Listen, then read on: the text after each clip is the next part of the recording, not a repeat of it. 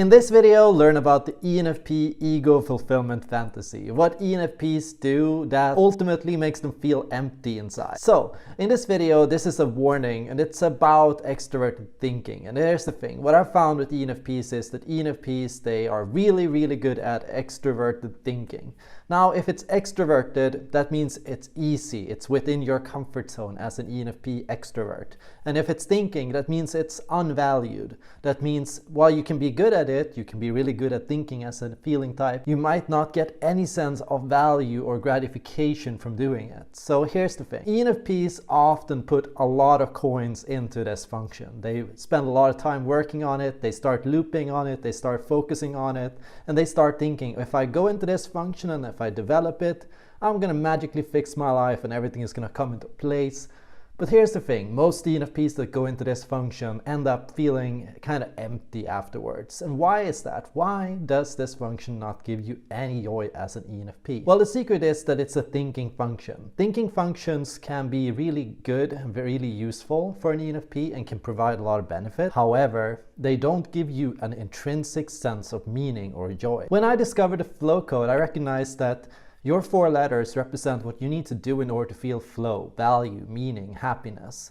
And the opposite 4 functions represent things that cause you stress, things that are difficult for you, and things that cause you to lose motivation and value. So, you have things that you intrinsically value and you have things that you externally value. Now, you might have heard people tell you like, oh, you need to go into business, you need to make money, you need to be successful, you need to earn a lot, you need to get promoted.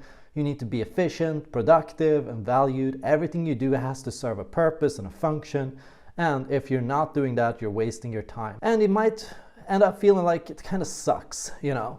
It sucks that if you go into introverted feeling and into your values, you keep getting constant criticism, you know, being criticized for this function, for not being good at it, and for not doing it well enough, and for not reaching your values, and for not being your best version of yourself. That's really difficult. So, as an ENFP, you might say, hey, I'm just going to go into my tertiary function instead. It's so much easier and it's a quick fix and it will magically solve all my problems in life. However, what I find is it's an ego fulfillment fantasy. If it's not intrinsically valued, that means it's externally valued. We do the third and the inferior function because it gives other people a sense of value. So while the use of this function can serve a purpose and can help the world and can make the world a better place and can be a really good thing, it doesn't really make you feel good as an ENFP. And ultimately, you know, if we're not doing what makes us feel good, we're gonna feel empty afterwards, no matter how good other people think we are. So it's an ego fulfillment fantasy in the sense that it makes people look up to you, it makes people admire you. You know, the more you use your tertiary, the better you are at extroverted thinking, the more people will think you really made it, you know. So ENFPs that are great at extroverted thinking, they look like they really made it. They look so great, so awesome, so fantastic, but yet they don't feel awesome, they don't feel good, they don't feel happy. And so here's the thing, like,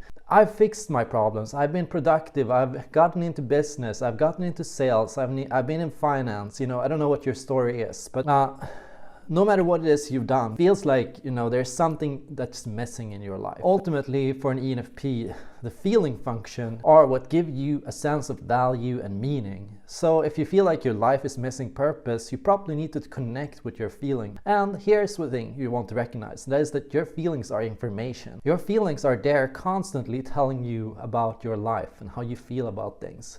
They're giving you information about your values, what kind of people you want in your life, work you'd like to do, what you'd like to spend every day doing. You know, your feelings are constantly there telling you, you know, you should check out this, and this is really interesting, and this is really fun, and this person seems really nice. So if you're avoiding your feelings, you're probably avoiding things that feel nice. And here's the thing, if you avoid things that feel nice, things start to slowly suck. And that means no matter how useful people will say it's going to be for you, and no matter how like that education is going to make everything great for you, and no matter how much your parents say you need to do this, you know, and even if you can rationally say it's the right thing to do, it might not be the right thing to do. So you need to really take a second to step into yourself, take a deep breath and think for a second, do I feel good? Yes or no? The best way to connect to your feelings is to ask yourself yes and no questions. Do I feel happy? Yes or no? If you don't feel happy, if the answer is no, why don't you feel happy? Do I feel happy at work? No. Do I like this person?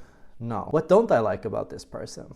Do I like that he talks down to me all the time? No. You know, like all of those kind of things, you know, help you connect with yourself and help you make better decisions. And if you're not connected to these things, your decisions are gonna suck and they're gonna be terrible. They're gonna ultimately cause you problems. So if things feel empty, that's because you haven't filled up your cup. You've probably been filling up other cups, but your own. So the third function and the fourth function, the tertiary and the inferior, they represent tools, things you can be really good at. And here's like the thing, you can be awesome at it, you can be great at it, you can have so much of it, and you can be actually better at it than people think. You know, people call it the 3-year-old or the 5-year-old, but here's the thing, you know, you can be really, really good at it if you work on it. And so it's an ego fulfillment fantasy, you know, it makes you feel like you're great at something, but ultimately, you know, it's not really what you want to do.